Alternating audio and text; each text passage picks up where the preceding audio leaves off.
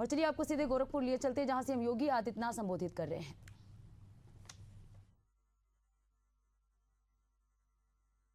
तस्वीरें आप देख रहे हैं गोरखपुर से, जहां उत्तर प्रदेश के सीएम योगी आदित्यनाथ पहुंचे हुए हैं। गोरखपुर के दौरे पर हैं आज सीएम योगी आदित्यनाथ। गोरखपुर में आयोजित कार्यक्रम को संबोधित कर रहे हैं। Senior citizen day care centre का आज लोकार्पण करेंगे। सीएम योगी आदित्यनाथ का आज गोरखपुर का दौरा है। बहनों और भाइयों,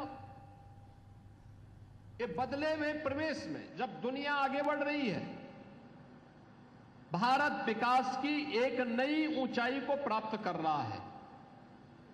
आज आप देख रहे होंगे, भारत दुनिया की चौथी बड़ी अर्थव्यवस्था बन गया है।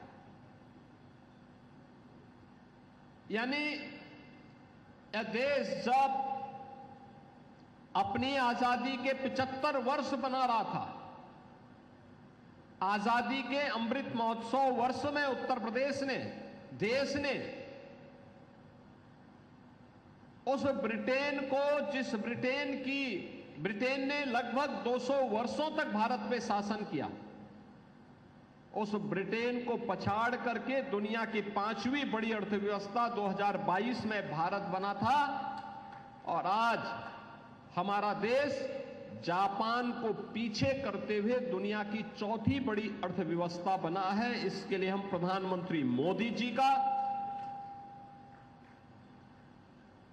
केंद्रीय मंत्रिमंडल का और उन सभी लोगों का जो भारत के आर्थिक विकास में योगदान दे रहे हैं, उन सभी का हृदय से अभिनंदन करते हैं। बहनों और भाइयों, हमारा देश समृद्धि को प्राप्त हो, यह हमारा एक संकल्प होना चाहिए, जीवन का ध्येय वाक्य बनना चाहिए। हम भी अपना योगदान दे सकें देश के विकास में, यह हम सब के मन में एक पवित्र भाव होना चाहिए। और उसी भाव के साथ प्रदेश में पिछले 8 वर्ष में प्रधानमंत्री मोदी जी के मार्गदर्शन में नगरीकरण को और विस्तार देने के क्रम में अर्बनाइजेशन के कार्यक्रम को तेजी के साथ फैलाने का एक विस्तृत अभियान सरकार ने लिया। पहले नगर निगम, गोरखपुर पहले एक छोटा सा नगर पंचायत रही होगी, उससे पहले कोई ग्राम पंचायत रही होगी,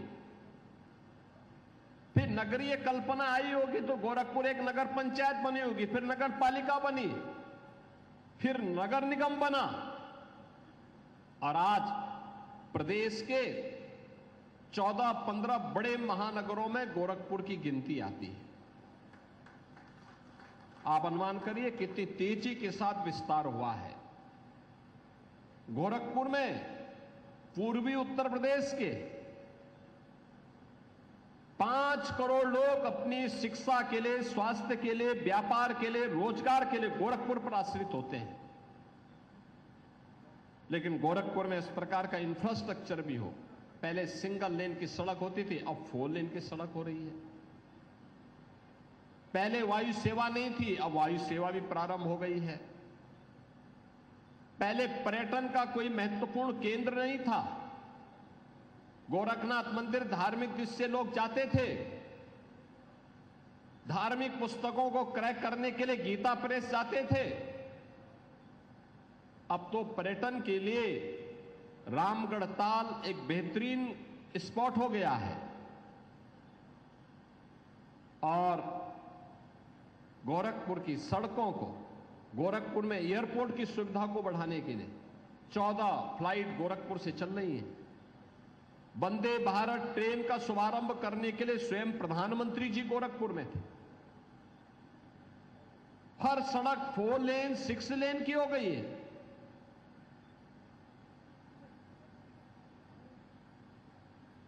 जिन वार्डों में सुविधा नहीं है, वहां पे उत्सव भवन बनाए जा रहे हैं।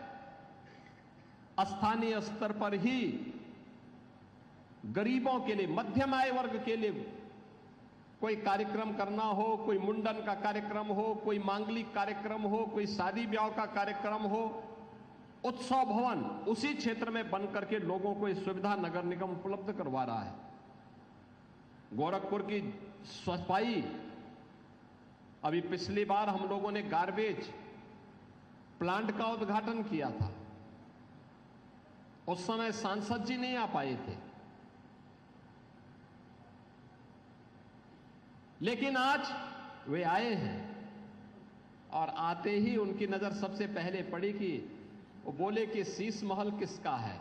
हमने कहा शीश महल नहीं, ये अर्बन फैसिलिटेशन सेंटर है। शीश महल तो रामगढ़ ताल के किनारे है।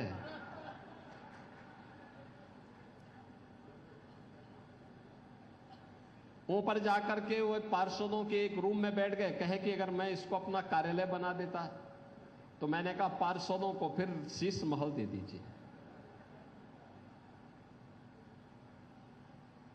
लेकिन आज इस कार्यक्रम में उपस्थित है। आपने देखा होगा रेन बसेरा भी जगह जगह बन गए हैं। कोई निराश्रित कहीं दूर दराज से आया, सिटी में रह रहा है, रहने की कोई सुविधा नहीं है, सड़क की पटरी पे न सोए, अमानवीय है ये, उसको रुकने की व्यवस्था दी जाए। पहले एक बरसात होती थी, पूरा सिटी जलमग्न हो जाता था, अब जल निकासी की प्रॉपर व्यवस्था की जा रही है। अब जलमग्न गोरखपुर नहीं होगा। गुड़धोवा नाला बनाया जा रहा है। मुझे लगता है कभी भी गुड़धोवा नाले की सफाई नहीं होगी। पहली बार गुड़धोवा नाले को एक स्वरूप दिया जा रहा है, भव्य स्वरूप दिया जा रहा है कि जल निकासी की व्यवस्था भी होगी और उसको टूरिज्म के एक नए स्पॉट के रूप में भी वहां विकसित किया जाएगा, जिससे वहां आने जाने वाले लोगों के लिए भी और सुविधा हो सके। आने जाने की भी उसके माध्यम से हम लोगों को सुविधा देंगे, वृक्षारोपण कराएंगे।